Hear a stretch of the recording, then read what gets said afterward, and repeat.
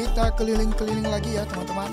Seperti biasa, perekaman video ini dengan menggunakan motor ya teman-teman. Oh ya teman-teman, adakah yang tahu ini di daerah mana? Nanti komen ya di kolom komentar ya teman-teman ya. Oke, saya lanjut lagi perjalanannya ya teman-teman.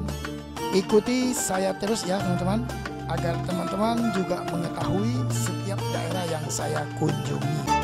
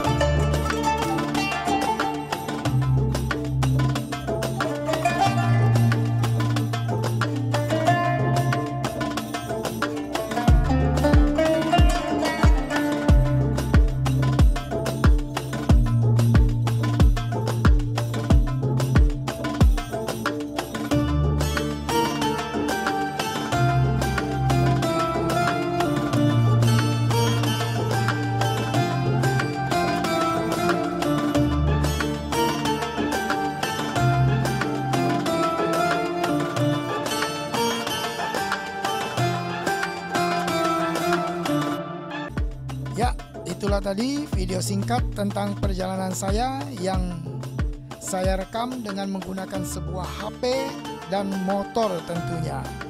Semoga video ini bermanfaat bagi kita semuanya. Sekian dulu video saya kali ini.